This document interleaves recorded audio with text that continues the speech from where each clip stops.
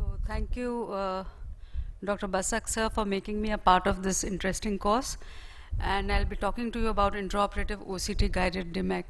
Now, not that you need intraoperative OCT to do a DMEC. You've seen such beautiful DMECs being done without one, but it just helps me to explain you better without having to make animations, and it does help to fine tune your steps. There are no financial or proprietary interests, and intraoperative OCT guided is actually a non-invasive diagnostic technique that renders an in vivo cross-sectional view of the optical tissue, and the one which we have is the microscope integrated OCT. So in the same field, in the same surgical field which is available to the surgeon, both the planar and the cross-sectional views of the surgical field are available apart from the surgical view of the apart from the view of the surgery itself. Of course, the flip side is that it is expensive and it is not available at all centers. Now, basically, we have donor dissection and host dissection, and this is how you make a DMEC roll. So the corneoscleral rim is inverted, and after doing a trephination of about 9.5 millimeters, the Descemet's membrane is peeled off from all directions after staining it with a trypan blue dye. And with the help of the IOCT, you are able to see this Descemet's membrane getting rolled out. But it doesn't matter, because even if you don't have it, you can still see it. And there are no issues with it, especially because we try to stain the Descemet's membrane with the trypan blue. And when you do that, the blue Descemet's membrane can be easily seen. Now, after rolling out the Descemet's membrane, the punch is 3 millimeter punch is given, because therein one would make a S-shaped stamp. And now you can see that this has been lifted. Looks almost like a desmetocele, because this is the bare Descemet's membrane here, and you make a S on it, and we are actually doing a S-shaped stamp also, as well as using an intraop OCT microscope, so that's kind of like a double check. And then this is lid of this thing is flipped back. The corneoscleral rim is again inverted, and then this Descemet's membrane roll is peeled.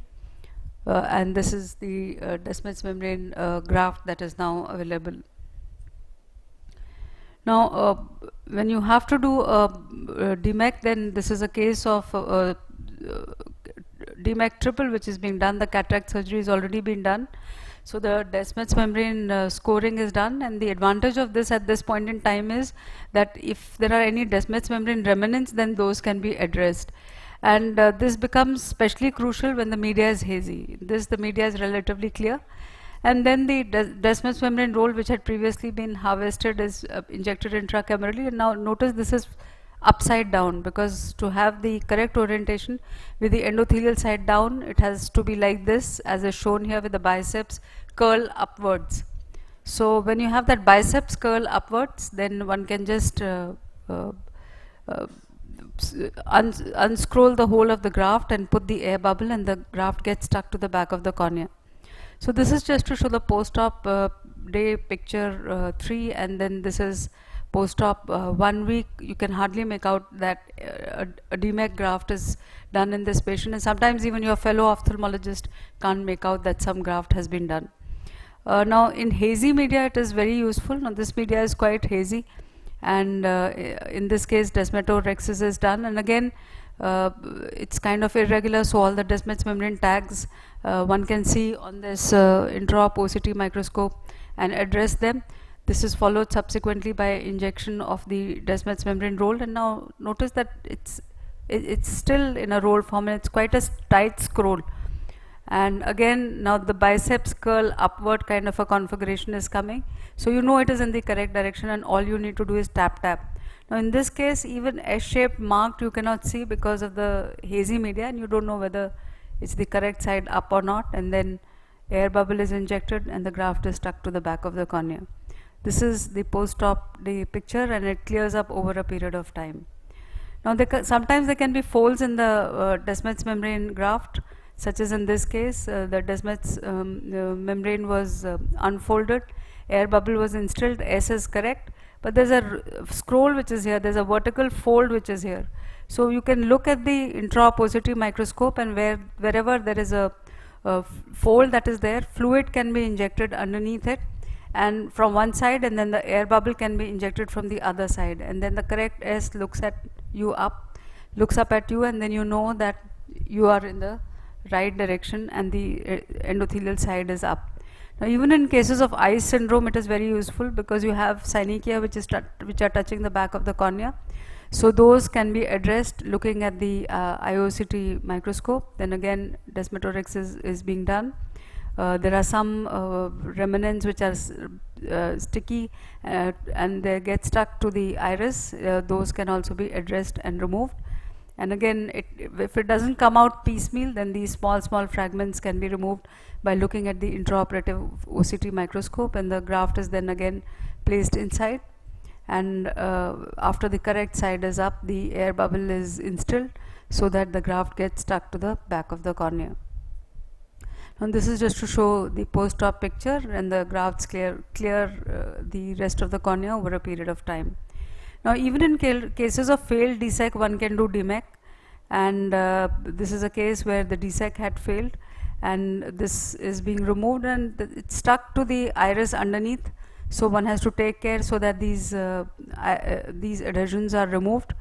After having done this, this is the Descemet's membrane scope. So you can take it in the way it should be. It should be like this, with the biceps curl upwards. So you load it also like that in the goiter cannula with the biceps curls upward, so that in the anterior chamber it unfolds also in that same direction.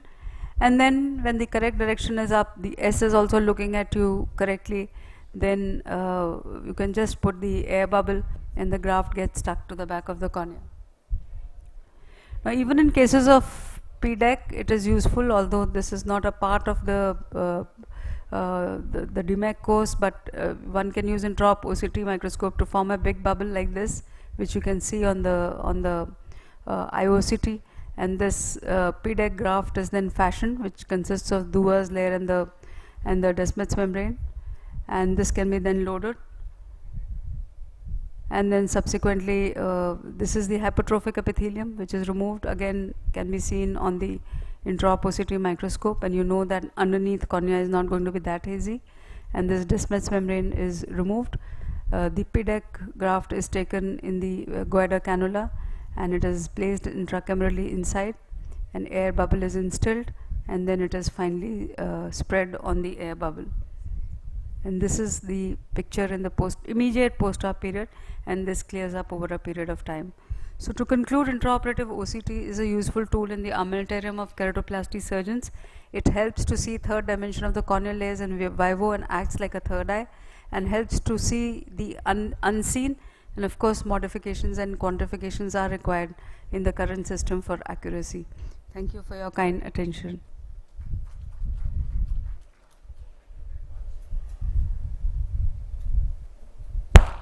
For very good coverage of IOCT guided DMEK, and also you have shown PDEC and